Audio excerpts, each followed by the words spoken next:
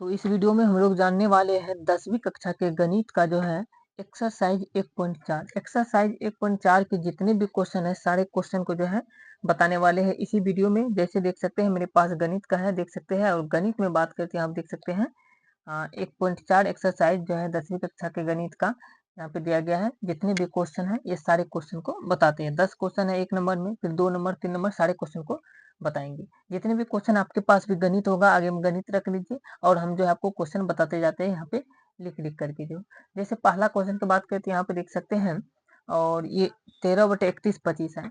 अब इस एक्सरसाइज 1.4 को समझने के लिए क्वेश्चन बनाने से पहले कुछ चीजें को समझना पड़ेगा। इसका जो फार्मूला है, फार्मूला ये है, यहाँ पर हम साइड में बता देते हैं।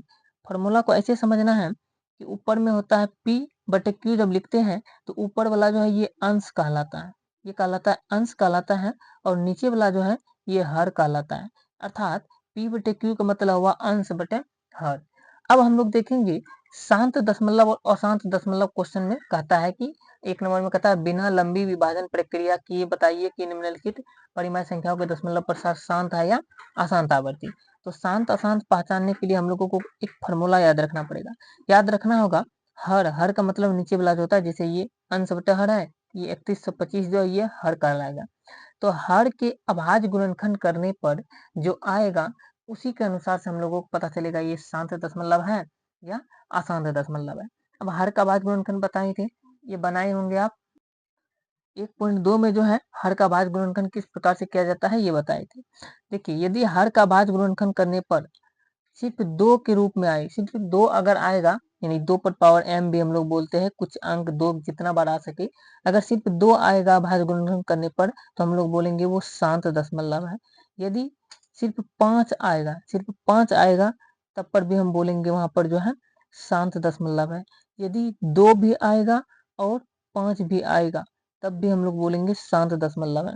इतना याद रखना है, शांत दशमलव के लिए सिर्फ 2 आएगा तब पर भी शांत, 5 आएगा सिर्फ तब पर भी शांत, और 2 और 5 दोनों आएगा तब पर भी शांत कहलाएगा। अब इसके बाद अशांत कब कहलाएगा?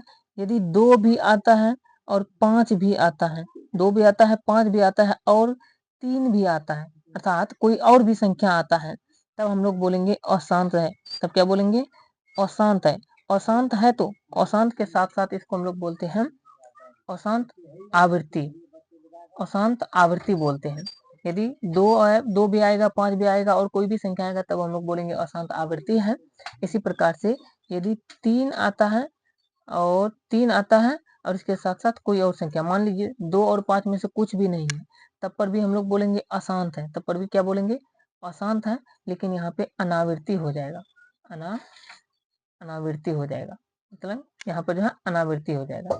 अगर 2 आएगा तो शांत, 5 आएगा तो शांत, 2 और 5 दोनों आएगा तो शांत, और 2 5 आएगा लेकिन और भी कोई संख्या आ जाएगा अलग संख्या तो अशांत आवृत्ति, और 2 और 5 में से कुछ भी नहीं आएगा दूसरा संख्या सिर्फ आएगा तब बोलेंगे अशांत अनावृत्ति। तो इस फार्मूला को याद रखना है। अब यहाँ से क्वेश्चन करते हैं बनाना शुरू। जैसे देख सकते हैं पहला क्वेश्चन है 13/3125। यदि हम लोग 3125 का अभाज्य गुणनखंड करते हैं तो 3125 का, जैसे 13 है तो 13 लिख देंगे, 13 बटे में 3125 का यदि अभाज्य गुणनखंड करते हैं तो 3125 का आपको एक बार बता देते हैं 3125 का अभाज्य गुणनखंड कैसे करते हैं। ये 5 से खाएगा तो 5 से खिलाते हैं यहाँ पे, इतना बार में खाया। फिर जो है यहाँ पे 5 से खाएगा, यहाँ पे 12 पंचे 60, 2 5, 125 बार में खाएगा। फिर 5 से खाएगा, 5 दूना 10, 25 25 हो गया। 5 से खाएगा 5, देखिए 1 2 3 4 5 बार 5 आया, इसका मतलब 5 को हम 5 बार लिख सकते हैं। इस प्रकार से ये अभाज्य गुणनखंड इसका हुआ। हम लोग लिखेंगे 3125 का अभाज्य गुणनखंड आता है 5 पर पावर 5। अब यहाँ से पता चल रहा है कि 13/5 पर पावर 5 है। अभी बताए थे हर का अभाज्य गुणनखंड में यदि सिर्फ 5 आता है, जैसे यहाँ पर है 5 पर पावर n, 5 आता है तो ये कहलाएगा शांत। तो हम लोग इस तरीके से बोल सकते हैं यह शांत दशमलव है। इस प्रकार से बोल सकते हैं यह शांत दशमलव है। अब क्या करना है, देखिए यहाँ पर जो शांत दशमलव जो आया 1 नंबर का, ये ऑब्जेक्टिव में ये क्वेश्चन पूछा जाता है एक्सरसाइज 1.4 का। तो ऑब्जेक्टिव के लिए जो है डायरेक्ट आपको जल्दी जल्दी बनाना है। 17/8 है तो इसका अभाज्य गुणनखंड करेंगे तो 17 बटे में 2 पर पावर 3 आएगा, 2 3 बार आएगा, 8 का अभाज्य गुणनखंड करेंगे तो ये भी क्या कहलाएगा? ये भी कहलाएगा शांत कहलाएगा। इसी प्रकार से तीसरा जो है 64/455 है, 64/455 है तो हम लोग लिखेंगे 64 बटे में 455 का यदि अभाज्य गुणनखंड करते हैं तो 5 गुना 7 गुना 13 आएगा। 5 गुना 7 गुना 13 आएगा और कोई भी संख्या नहीं आएगा। तो देख सकते हैं 5 आ रहा है लेकिन अलग संख्या आ रहा है, तो इसीलिए हम लोग इसको बोलेंगे अशांत दशमलव। क्या बोलेंगे? यह जो है अशांत है। 2 और 5 के अलावा कुछ और दूसरा भी संख्या आ रहा है, इसीलिए जो ये अशांत कहलाएगा। तो इस प्रकार से बना दिए। अब यहाँ पर चलिए आगे बढ़ते हैं, क्वेश्चन नंबर 4 को देखते हैं। क्वेश्चन नंबर 4 में है, देख सकते हैं 15/1600। 15/1600 है। यहाँ पर जब कटने वाला होगा तो कटा भी सकते हैं, जैसे 15/16 को यदि हम लोग कटाते हैं, 5 से कट जाता है 3 बार में 15 और 5 से 320 बार में ये कटता है, तो बच गया 3/220। यदि हम लोग लिखिए तो 3/220 का अभाज्य गुणनखंड करते हैं तो 2 6 बार आता है और गुना 5 1 बार आता है। तो 2 तो आया लेकिन 5 भी आ गया, तो दोनों तो आया, 2 और 5 ही आया, इसलिए ये क्या कहलाएगा? तो ये शांत दशमलव कहलाएगा। तो इस प्रकार से हम लोग शांत इसको भी लिख लिए। अब क्वेश्चन नंबर 5 पर भी देखते हैं, 1 नंबर का ही बता रहे हैं। क्वेश्चन नंबर 1 का 5, तो क्वेश्चन नंबर 1 का 5 देखिए, तो 5 में है 29/343। तो लिखे तो 29 और बटे में 343 को यदि लिखे अभाज्य गुणनखंड में तो 7 3 बार आएगा। 7 गुना 7 गुना 7 आएगा, मतलब 7 3 बार आएगा 343 का अभाज्य गुणनखंड। तो देख सकते हैं यहाँ पे 2 और 5 नहीं आ रहा है, अर्थात 7 आ रहा है। इसका मतलब यह क्या है? ये अशांत दशमलव है। तो हम लोग बोल सकते हैं यह अशांत दशमलव है, इस प्रकार से लिख सकते हैं। अब क्वेश्चन नंबर यहाँ से देखिए तो अशांत। क्वेश्चन नंबर 6 का बात करें तो क्वेश्चन नंबर 6 में देख सकते हैं, क्वेश्चन नंबर 6 में 23 बटे, देख सकते हैं क्वेश्चन नंबर 6 में जो है 23 बटे में है 23 बटे में 2 पर पावर 3 गुना 5 पर पावर 2 है। बीच में गुना का चिन्ह आता है, आप क्वेश्चन में देखते होंगे अगर बिंदा रहता है तो 23 बटे 2 पर पावर 3 गुना 5 पर पावर 2 है। यहाँ पे सीधा पता चल रहा है हर का भाज्य गुणनखंड जो है 2 और 5 आ रहा है और कोई भी संख्या नहीं। इसका मतलब यह जो है शांत दशमलव है। तो इस प्रकार से हम लोग लिख सकते हैं इसको भी शांत दशमलव। चलिए अब यहाँ से थोड़ा सा आगे बढ़ते हैं और क्वेश्चन नंबर 6 के बाद जो है हम साइड में यहाँ पर बना देते हैं और अगला क्वेश्चन को इसी में बना देंगे। क्वेश्चन नंबर 6 देख सकते हैं और क्वेश्चन नंबर 6 के बाद जो आता है क्वेश्चन नंबर 7। क्वेश्चन नंबर 7 में देख लेते हैं। क्वेश्चन नंबर 7 कहा जा रहा है, देख सकते हैं क्वेश्चन नंबर 7 में देखिए तो कहा जा रहा है 129 बटे में 129 बटे में 2 पर पावर 2 गुना 5 पर पावर 7 गुना 7 पर पावर 5। यहाँ पर देख सकते हैं यहाँ पर क्या है कि यह जो है 7वां नंबर का क्वेश्चन 2 और 5 तो आया है लेकिन 7 भी आ गया। यहाँ पे अलग संख्या आ रहा है यहाँ, इसीलिए जो है ये अशांत दशमलव कहलाएगा। ये अशांत दशमलव हम लोग इसको लिखेंगे। इसी प्रकार से अब क्वेश्चन नंबर 7 के बाद क्वेश्चन नंबर 8 में देखते हैं। क्वेश्चन नंबर 8 में देखिए तो यहाँ पर जो है 6/15 है। क्वेश्चन नंबर 8 में 6/15 है। तो देख सकते हैं यहाँ पर हम लोग कटा सकते हैं, 3 से कटता है, 3 दूना 6, 3 5 15 यानी 2/5। 2/5 का भाज्य गुणनखंड में 5 तो है लेकिन ये शांत दशमलव पता चल रहा है। 2/5 जो है यहाँ पर 2/5 6/15 जो है इसको कटने वाला है तो कटा के 2/5 आया, तो यहाँ पर अभाज्य गुणनखंड में 5 आ रहा है, इसीलिए जो ये शांत दशमलव कहलाएगा। तो इस प्रकार से हम लोग जो है इसको शांत दशमलव लिख सकते हैं। यह भी शांत दशमलव हो गया। अब यहाँ पर थोड़ा सा आगे बढ़े, यहाँ पर तो 8 के बाद क्वेश्चन नंबर 9 में 2 और 5 आएगा तो आप लोगों को बताए थे शांत दशमलव कहलाएगा। क्वेश्चन नंबर 9 में देखिए तो 35/50 है। 35/50 है। क्वेश्चन नंबर 9 में 35/50 है। इसको चाहे तो तुम कटा भी सकते हैं, यहाँ पे कटाना चाहे तो 7 5 35 और यहाँ पे 10 5 50 आ जाएगा। तो 7/10 आया, तो लिखे तो 7 में यहाँ पे 10 को तोड़े तो 2 गुना 5 आता है। अगर 2 गुना 5 आता है 10 को तोड़ने पर तो हम लोग लिख सकते हैं यह जो है 2 और 5 आ रहा है, अतः यह कौन सी संख्या है? यह शांत दशमलव है। इस प्रकार से हम लोग इसको लिख सकते हैं शांत दशमलव। अब यहाँ पे क्वेश्चन नंबर 9 के बाद जो है क्वेश्चन नंबर 10 में देखते हैं। क्वेश्चन नंबर 10 में देखिए तो क्वेश्चन नंबर 10 में कहा जा रहा है यहाँ पे 77/210 है। 77/210, तो 77/210 को हम लोग लिख सकते हैं यहाँ पर 77/210 को कटाए तो कट जाता है 7 से कट जाएगा 11 7 77 और यहाँ पर जो है 210 को अगर 7 से कटाए तो 7 21 यानी 30 बार में कटेगा।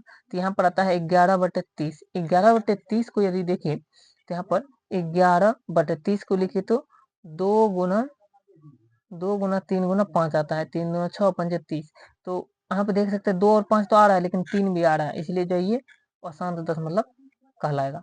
तो इस प्रकार से हम लोग अशांत दशमलव लिख दिए। अब क्वेश्चन नंबर जो है एक यहाँ पे होता है कंप्लीट। क्वेश्चन नंबर 1 को कंप्लीट आप लोग यहाँ से देख सकते हैं, एक बार नोट कर सकते हैं फिर से, फॉर्मूला साइड में है उसको भी लिख सकते हैं। क्वेश्चन नंबर 1.4 का जो है एक का जो है एक्सरसाइज 1.4 का क्वेश्चन नंबर 1 कंप्लीट यहाँ तक में समाप्त हुआ। अब देखते हैं क्वेश्चन नंबर 2। क्वेश्चन नंबर 2 में क्या करा है यहाँ पे देख सकते हैं।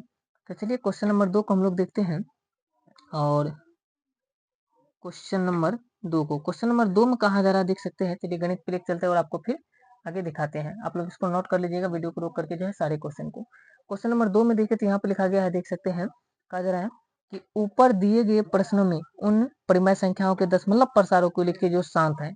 अभी जो हम लोग 10 तो क्वेश्चन बनाए थे क्वेश्चन नंबर 1 में, वो सभी क्वेश्चन में कौन कौन शांत दशमलव आया उन्हीं को जो है लिखना है। अब जो जो शांत आया उसको जो है लिखना है, यहाँ पे दशमलव प्रसार भी लिखना है। तो देख सकते हैं यहाँ पे क्वेश्चन नंबर 2 का पहला जो क्वेश्चन नंबर हमको लिखना है, सबसे पहले जो जो शांत था उसका दशमलव प्रसार लिखना है।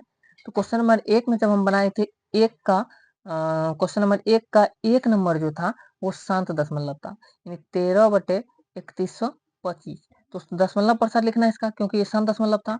तो शांत दशमलव का दशमलव प्रसार लिखने के लिए हम लोग क्या करेंगे, यहाँ पे इसमें भागा देंगे, 13 में 3125 से भागा देंगे, आएगा 0.00416, इतना आ जाएगा इसका दशमलव प्रसार।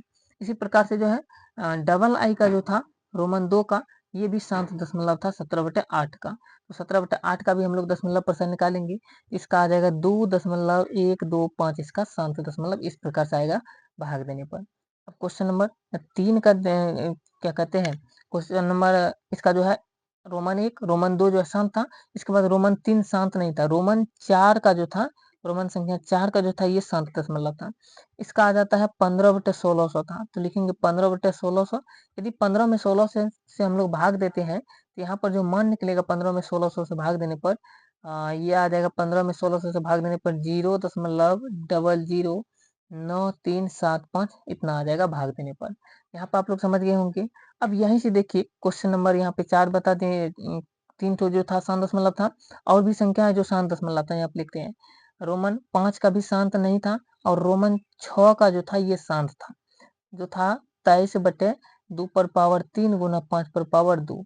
चलिए अब लिखते हैं, इसको हम लोग लिखना चाहे तो 23 बटे में 2 का क्यू करेंगे तो 8 हो जाएगा, 5 का स्क्वायर करेंगे तो 25, तो 25 गुना 8 करेंगे तो 200 हो जाएगा, तो 200 लिख सकते हैं, 23/200 आया। तो 23/200 है, 23 में 200 से यदि हम लोग भाग देते हैं तो यहाँ आ जाएगा 0.115 आ जाएगा इसका सही आंसर। इस तरीके से हम लोग लिख सकते हैं। अब क्वेश्चन नंबर 6 तो शांत था, और क्वेश्चन नंबर 7 भी शांत नहीं था, क्वेश्चन नंबर 8 यहाँ पर जो था ये शांत था। क्वेश्चन नंबर 8 में कहा जा रहा था 6/15 था, तो 6 में यदि हम लोग 15 से भाग देते हैं तो 0.4 आ जाता है, ये भी शांत दशमलव हो गया। इसके बाद क्वेश्चन नंबर 9 जो था ये शांत था, 9 में था 35/50। तो 35 बटे यदि हम लोग 35 में 50 से भाग देते हैं तो यहाँ पर आ जाएगा 0.7 बार में ये कट जाएगा। और इसके बाद जो है कोई भी संख्या शांत दशमलव नहीं था, इस तरीके से लिख सकते हैं।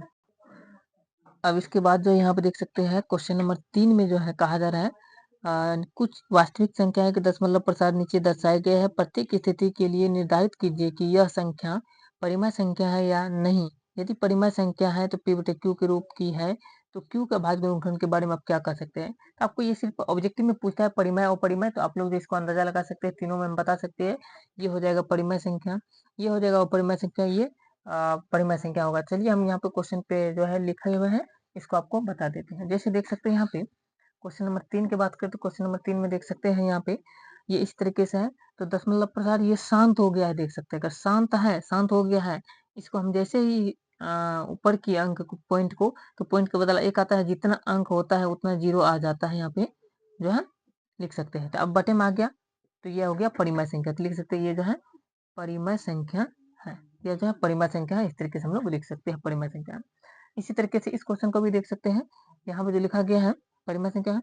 अब इसमें देखिए 0.12 है, 0.12 0012, 3 को 0 12, 4 को 0, इस तरीके से बढ़ते जा रहा है, मतलब एक ही संख्या नहीं आ रहा है, अलग अलग संख्या आ रहा है। अगर 12 12 सिर्फ यही 1 2 1 2 1 2 आता, या 1 2 0 1 2 0 सिर्फ आता, तब तो परिमेय संख्या हो जाता।